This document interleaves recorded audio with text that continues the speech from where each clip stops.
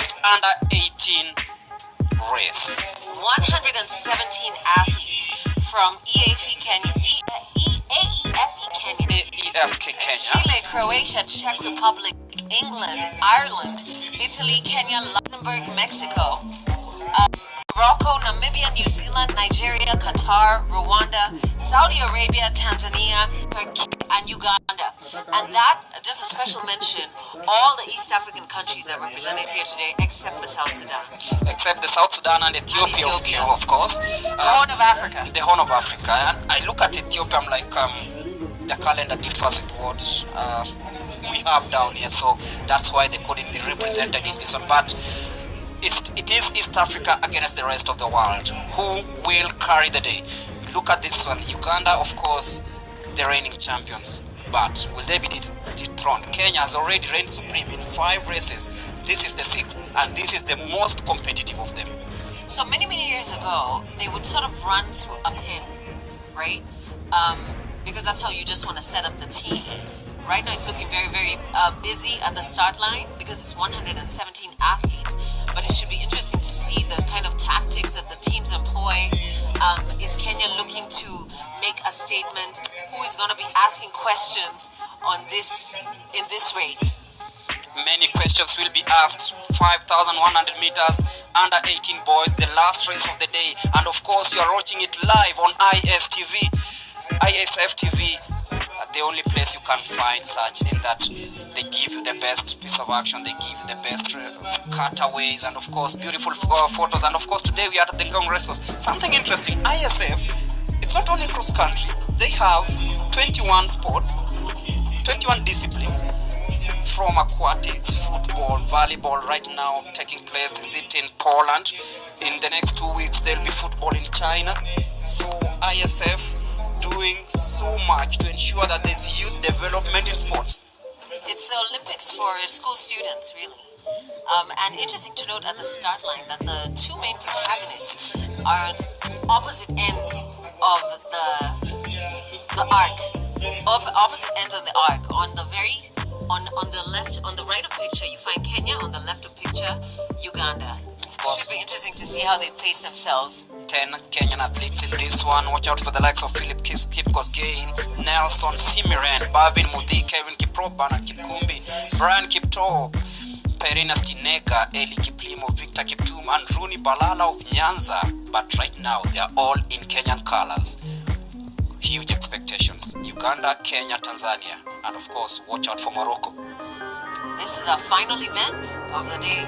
I can't believe we made it to this point of the program. I've been enjoying myself, Greg. Of course. But all good things do come to an end. All good things do come to an end, though. But we expect the 5,100 meters of this one to be more competitive because the boys, some of them have tested high-level competitions, and this might be another acid test because they are competing against other athletes from other countries who you don't know how they've prepared for this one. But as they said, Kenya has really dominated this day. 5 out of 6. Now, the major one. What will they do? Will they dominate, or Uganda will retain the title? 3 laps on this course. 5.1 kilometers. 5,100 meters.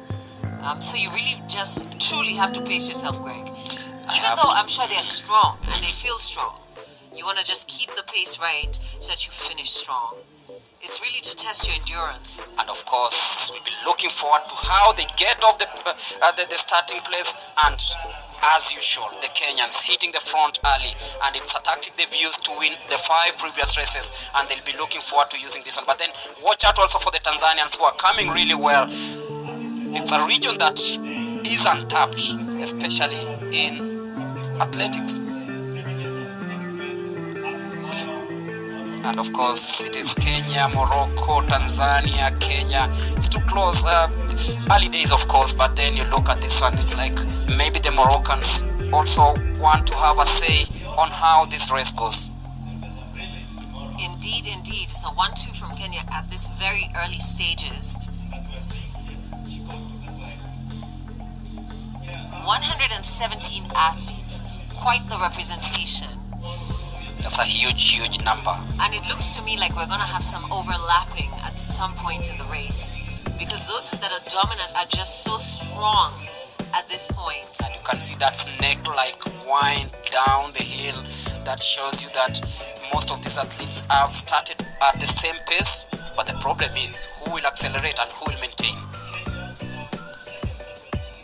That should be the question that most of these athletes will be answering. And something fun is that the lot just behind, it's like they're doing a 42-kilometer race. That's too slow. I wouldn't say too slow, but you know, they're indeed just pacing themselves. That's slow. You gotta let the kings reign, yeah. And then you play your part. And then definitely the weather has decided to do its own thing. It's quite cold as compared to what it was in the morning, 21 degrees Celsius. But then I'm sure that those competing there have the adrenaline has made it even easier for them to dictate what they want, and it looked like a very close pack in this one. But of course, the front row showing that they want to take this one. The others are here just, let's say, yeah, we can't compete, let's have fun. And right now they're being accompanied by a tailwind as they make it towards the hairpin bend. But coming back towards the other turning point, they're going to be running into a headwind. And it feels fairly strong to me. And those are the kind of conditions that and what happens when the headwind is too strong? Does it reduce, or how does it affect the athlete? It definitely slows you down because you're running against it, and there's some resistance that it offers, and so it just makes it tougher.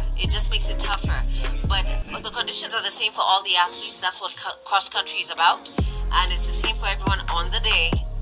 And we'll just see who will turn out to be the stronger winner. As they head towards the first three-quarter of the first lap, remember they are running 5,100 meters of this on a distance of approximately 5.1 kilometers, and you look at that as they head towards the paddy area. It's interesting because Morocco are clearly in the picture at this point. You can see Rwanda also in the picture, but it's still a Kenyan one too. Indeed, and it's good to see the other colors represented as well. It's just going to make it a more exciting competition. And of course, the Ugandans still not much in the picture. The culture of the Ugandans and the Kenyans is almost the same. Now, tactically, Kenyans have dominated because Kenyans have done 1, 2, 3 in almost every race, save for the 15-kilometer girls race where we had the Ugandan finish third. Indeed, it's been a strictly Kenyan affair, you know, and with the kind of competition that we have in the under-18 boys, it should be interesting to see what is possible. So it is Kenya 1, Rwanda 2, Kenya 3 and 4, Morocco 5, and Uganda 6, of course. Still early days, but then Kenyans also showing signs of dominating this one. But then look at how it's been lined up. It's still not straightforward. I predicted wrongly in the under-18 girls. Why are you shy? You should predict again. I'll try as much as possible not to lay my eggs in one basket this time round. But look at that. Very good technique there by the Kenyan athlete.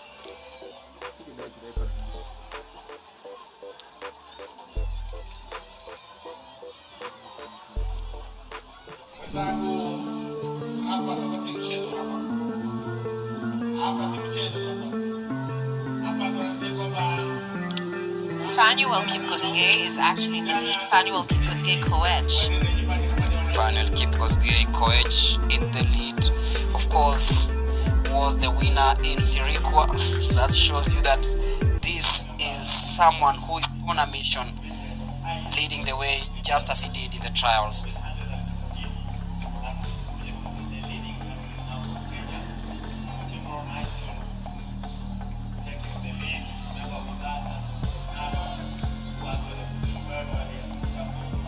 PHANUEL KIPKOSGEI still leading the Rwandan, and of course Kenyan 3 and 4 and 5 of course, and Uganda and Morocco trailing in 7th and 8th position. That shows you that maybe this is just not their day. And it's still early days, so we'll be looking to see how it unfolds on the last lap. This is a second lap. Definitely. One more lap to go. One more lap to go as they take the tailwind. And you look at how it is at the moment. You say that at some point someone might be lapped. Indeed, I made that prediction. But maybe not. Maybe not.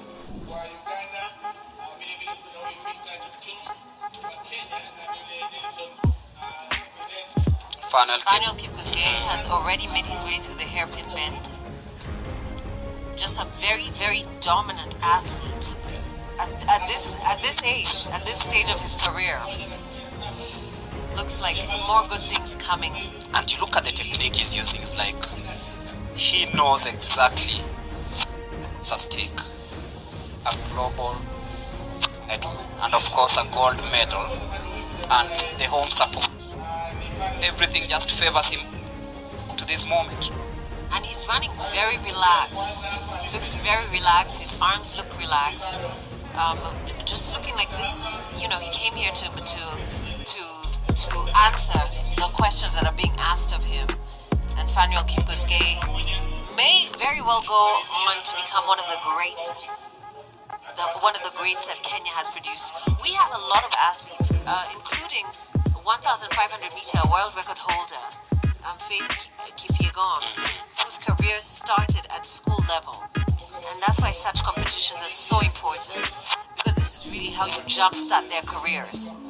It all begins with such events whereby athletes stamp authority on the course. When they hit the track, they are ready to conquer the world.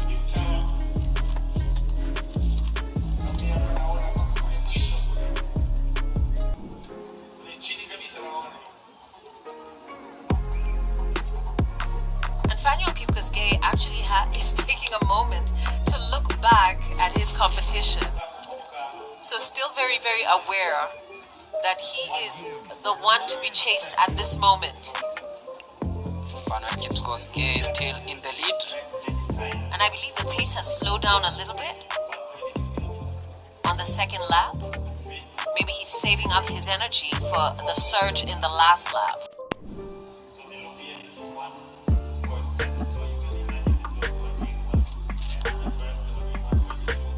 Saying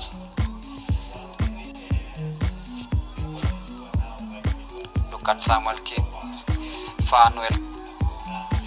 KIPKOSGEI. He looks really strong as he heads towards the last lap of this under 18 boys race. The cheers are for this young man. Look at him, he's really strong, but the technique is just interesting. Look at how he peeps over his shoulder, just checks around to see where are you guys? And you told me lapping is real. You told me lapping is real, and it's gonna happen. Bye, PHANUEL KIPKOSGEI. There you go. So it looks like I have a better crystal ball than yours. So now in second position,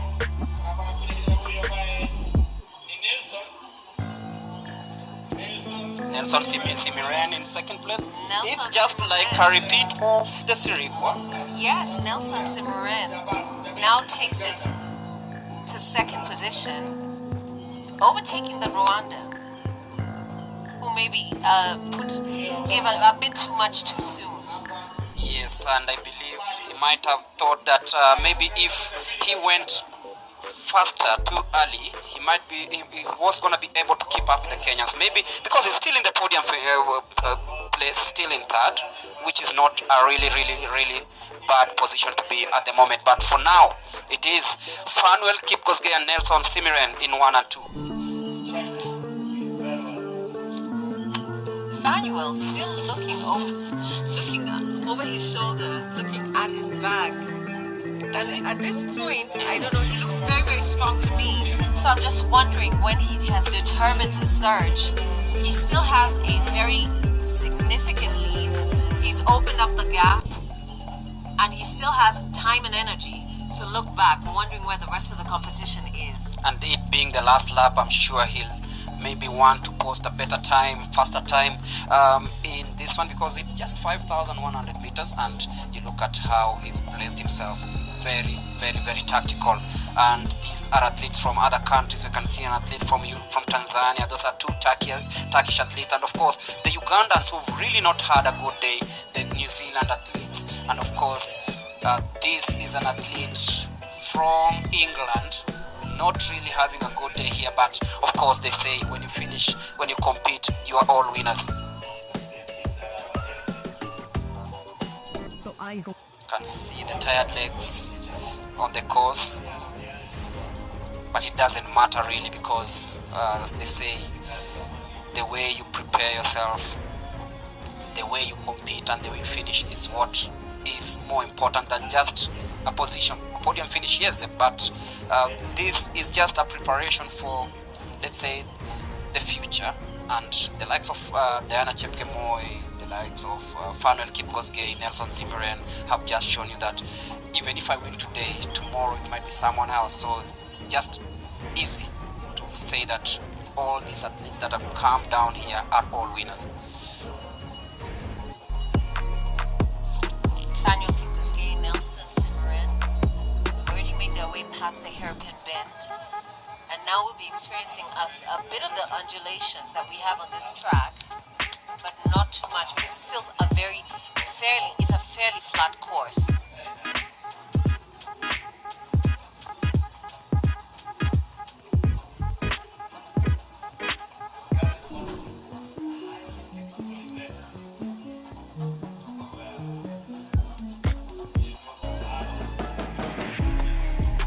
Positioning at this time is still PHANUEL, KIPKOSGEI in first position and Nelson Simiren in second, going very, very strong for the finish.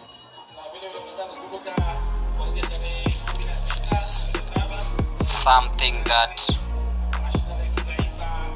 we are witnessing yet again, because they did it before in the trials, and right now they're showing a reason as to why. Look at them checking over his shoulder. That is PHANUEL, KIPKOSGEI, checking where Simiren is. I'm sure they had a chat over this one, and maybe it was like, I'm gonna beat you for a second time. No, you're not gonna beat me for a second time, so let's see how it goes. And here it goes, down to the wire. Simiren running faster now, but grimacing, so he's probably having a harder time.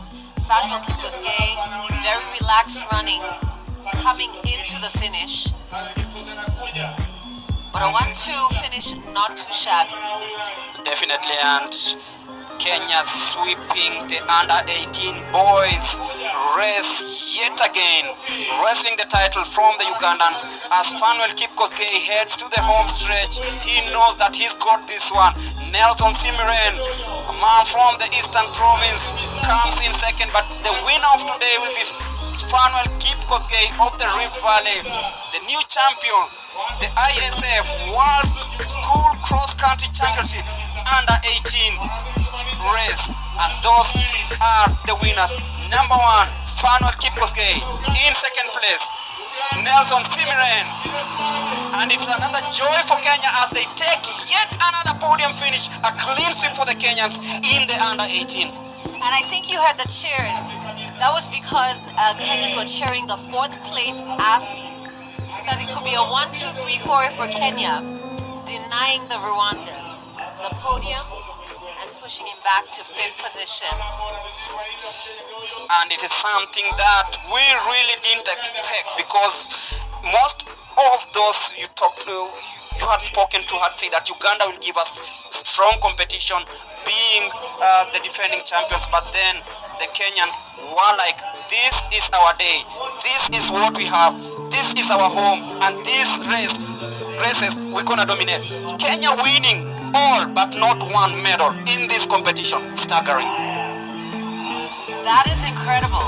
Very. We've had 6 events today, And out of the 18 medals up for grabs, 17.